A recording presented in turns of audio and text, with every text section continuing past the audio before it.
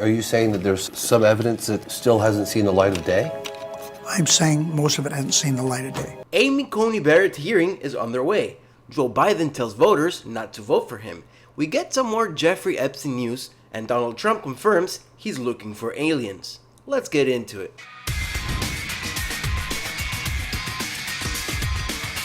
We're not going to let the Jeffrey Epstein news die on this show.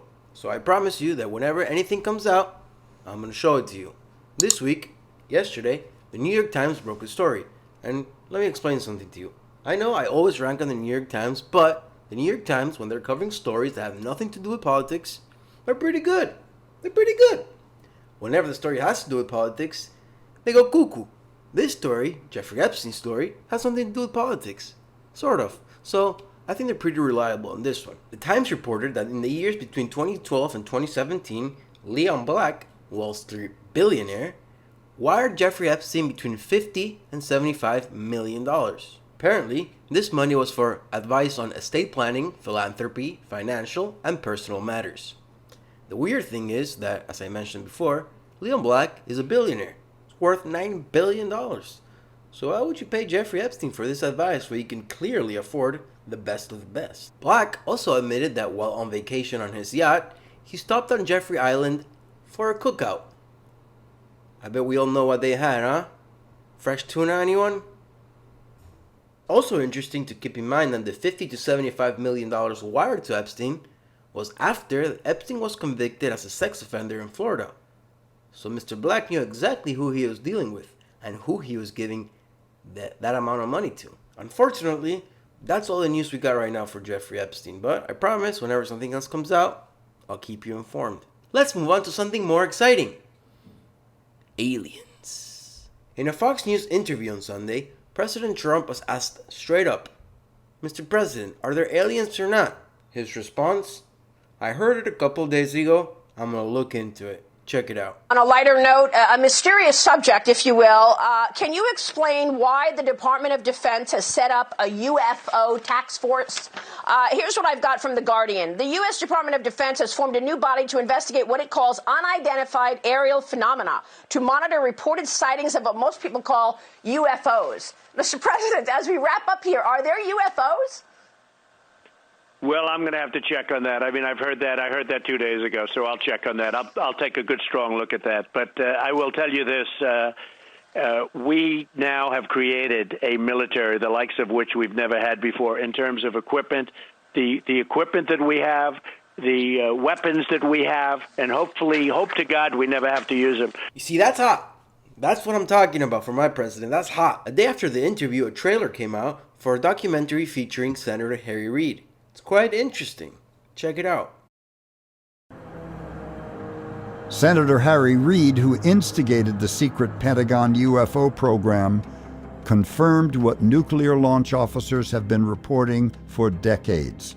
There's more than one up there. UFOs have interfered with our country's most powerful weapons. If they had been called upon by the president to launch, they couldn't have done it. All we're saying, nobody has to agree that why it's there, but shouldn't we at least be spending some money to study all these phenomena? Shouldn't we study this stuff? The answer is yes, and that's all this was about, and why the federal government all these years has covered up, put brake pads on everything, stopped it. I think it's very, very bad for our country. Are you saying that there's some evidence that still hasn't seen the light of day? I'm saying most of it hasn't seen the light of day. You think aliens are out there? Comment down below. I think it's more probable than not. Amy Coney Barrett's nomination hearings began this week, and Lindsey Graham's opening statement was quite depressing. He said something along the lines of, "Unless something goes dramatically wrong, all Republicans will vote to confirm, and all Democrats will vote against." Now, that's our unfortunate reality. Everything has become extremely bipartisan. Anticipating election lawsuits, Democratic senators asked Barrett if she would recuse herself from those lawsuits, from those cases. Her answer was no. The Democrats were shocked. My question is, why would she recuse herself? Should Gorsuch recuse himself too? What about Kavanaugh? Should he recuse himself? Anyone has anything to do with Trump should recuse himself? What about Sotomayor? Obama nominated, but Joe Biden was VP. So yeah, that makes no sense. The Democrats also tried making her look cold to the American public by asking her about the George Floyd incident. This backfired. Check it out. Have you seen the George Floyd video? I have. What impact did it have on you? Senator, as you might imagine, given that I have 2 black children, that was very, very personal for my family. Jesse was with the boys on a camping trip out in South Dakota, so I was there, and my 17-year-old daughter, Vivian, who's adopted from Haiti, all of this was erupting. It was very difficult for her. We wept together in my room, and then it was also difficult for my daughter, Juliet, who's 10. I had to try to explain some of this to them. I mean, my children, to this point in their lives, have had the benefit of growing up in a cocoon where they have not yet experienced hatred or violence. And for Vivian, you know, to understand that there would be a risk to her brother or the son she might have one day of that kind of brutality has been an ongoing conversation. It's a difficult one for us, like it is for Americans all over the country. Oopsie. Barrett had another thug life moment when it came to her notes. You know, most of us have multiple notebooks and notes and books and things like that in front of us. Can you hold up what you've been referring to in answering our questions? Is there anything on it? That letterhead that says United States Senate. Yep, I'm done with her becoming Supreme Court Justice. Nominate her. Lastly, I want to leave you with this.